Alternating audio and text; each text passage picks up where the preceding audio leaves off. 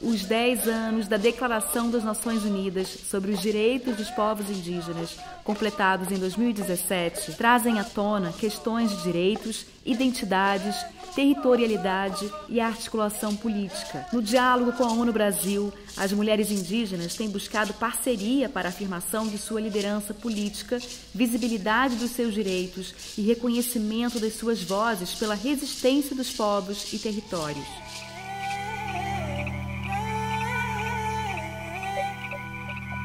A minha motivação, a minha grande motivação para ser e se tornar uma liderança indígena foi a própria violação dos nossos direitos, como mulher, como cidadã, como ser humana.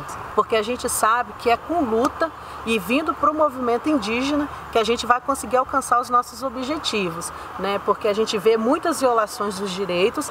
E eu acho que no mundo que a gente está e nesse período que a gente vive, não é mais admissível, né, que as mulheres sejam proibidas de falar, porque não é só trazer as mulheres, as vozes para cá, mas como que a gente também pode chegar e fazer com que as suas demandas sejam atendidas nas diversas instâncias. Uma dessas instâncias de interlocução é a ONU.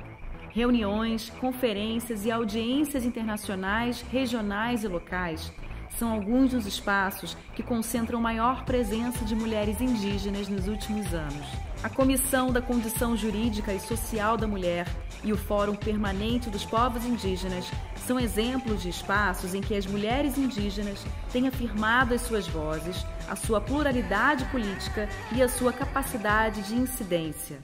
It is important to acknowledge that Indigenous women face multiple intersecting forms of discrimination, and that the women in this documentary are overcoming tremendous barriers to advance their rights and promote the well-being of their communities. This initiative reflects the Government of Canada's commitment to promote, protect, and uphold the rights of Indigenous peoples, both at home and abroad. E no Brasil não é diferente. As mulheres indígenas estão ampliando a sua articulação nos espaços políticos dos povos indígenas. Um exemplo é o acampamento Terra Livre.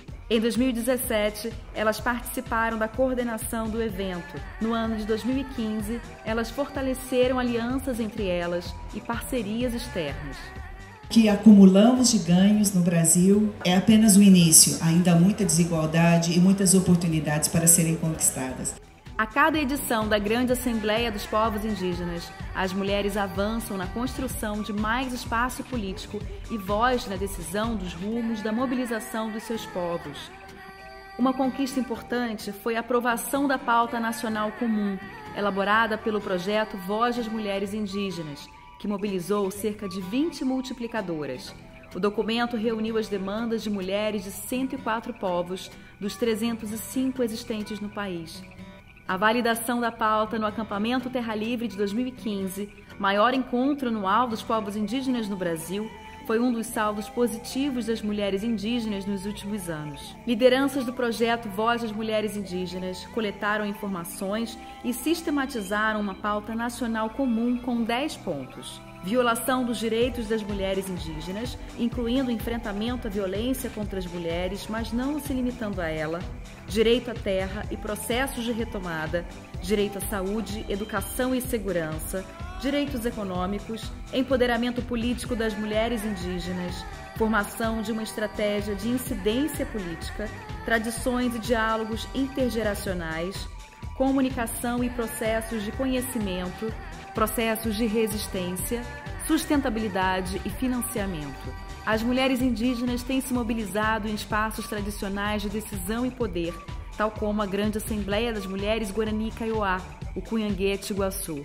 Em 2017, a ONU Brasil foi convidada pelas Guarani Kaiowá do Mato Grosso do Sul para participar do Cunhanguê-Tiguaçu e conhecer a realidade local, marcada por conflitos de terra, violência contra as mulheres indígenas, e outras violações de direitos. Neste comprometimento que as mulheres têm junto com o sistema das Nações Unidas de não deixar ninguém para trás, realmente olhar quem está mais para trás. E quando você faz o análise do Brasil, não tem nenhuma dúvida que são as mulheres indígenas. E elas estão para trás porque não são ouvidas, porque os problemas delas não estão bem identificados. Este exercício de criar um espaço para que as mulheres possam discutir entre elas, ir consultar nas comunidades, voltar, fazer uma pauta, tem sido essencial para ouvir a voz das mulheres indígenas, as especificidades que as mulheres indígenas têm em termos de necessidades de políticas públicas que tomem em conta as especificidades de cada um dos povos. A gente perdeu muito tempo para nós fazer um começo de luta. A gente demorou para nós descobrir os nossos direitos de mulheres indígenas. As pessoas têm que ter o respeito por a gente tem que ensinar aos nossos futuros, garantir um futuro melhor para nossas crianças.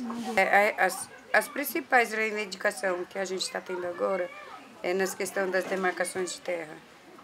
Mas entra também educação, entra também saúde, saneamento básico, uma vida melhor.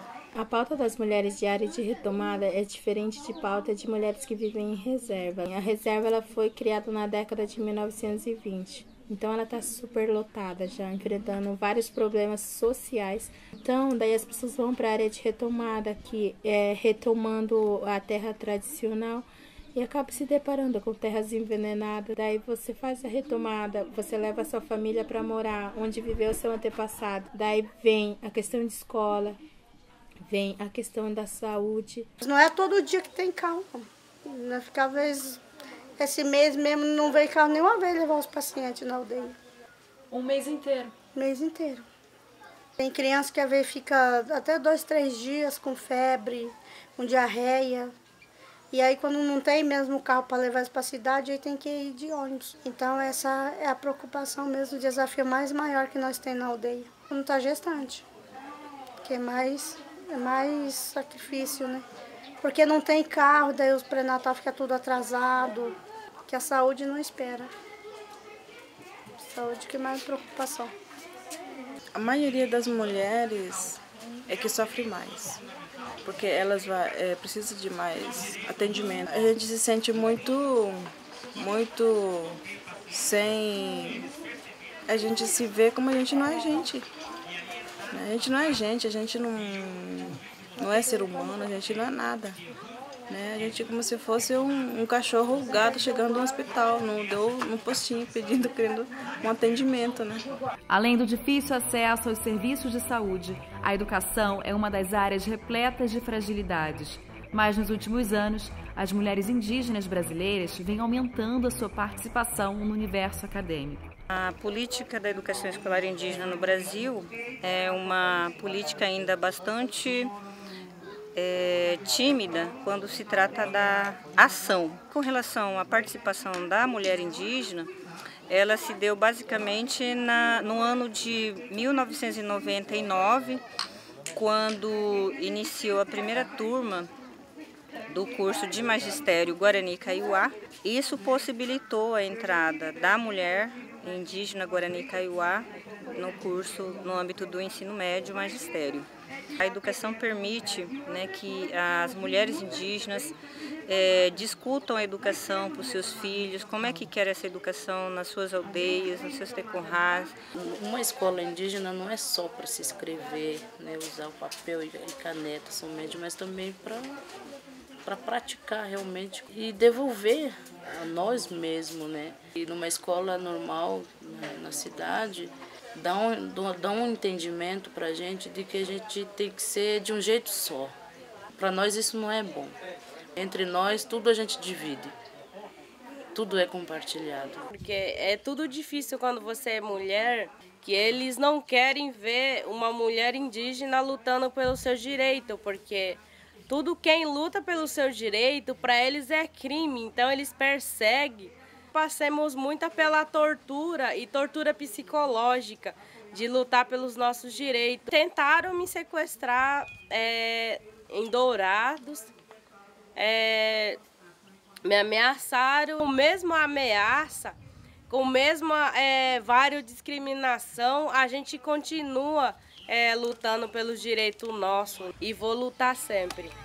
Dona Damiana é um símbolo de resistência e de perseguição às mulheres Guarani Kaiowá. Ela foi expulsa da sua terra tradicional e teve 9 familiares mortos. Quantas pessoas da sua família já sofreram por causa dessa luta pelo território? Ixi, muito já. Sou total 48 anos de luta. Não sou que eu sou mulher, sou guerreira, eu não tenho medo não. Angélica Lopes é sobrevivente do ataque em 2016 em Curuçuambá.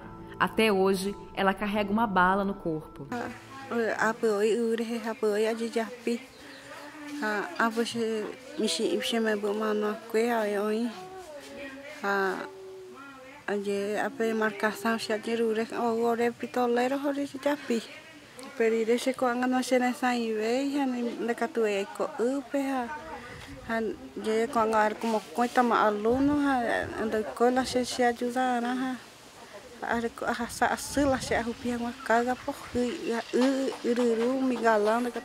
Também nessa terra, Churiti Lopes foi assassinada aos 76 anos, diante da sua família.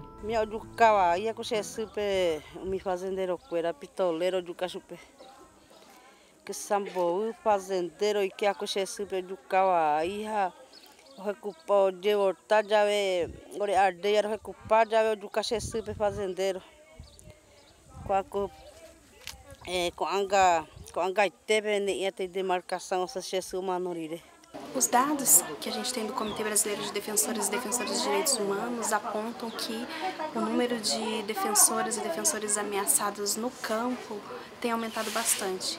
Os dados de 2017 superam os dados de 2016. Os casos que a gente recebe, a gente encaminha para as relatorias de direitos humanos da ONU.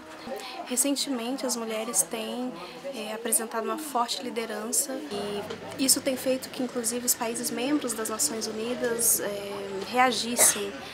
Na última revisão periódica universal, foram inúmeras recomendações de diversos estados para que o governo brasileiro promovesse ações de demarcação das terras indígenas ou que garantisse a proteção de defensores e defensoras dos direitos humanos dos povos indígenas, no sentido de que violações elas não se repitam.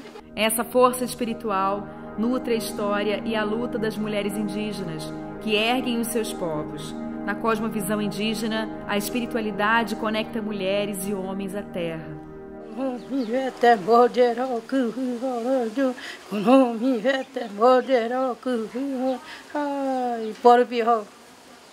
O que significa esse canto? Esse daí é um sagrado, saúde, sagrado para todo mundo. Essa reza, tá tudo aqui, né?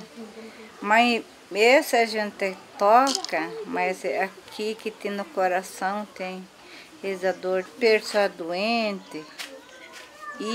E tem que rezar com maracá, com taquá para curar esse hino. É muito importante para a indígena esse hino. Tem que tocar, rezar lá.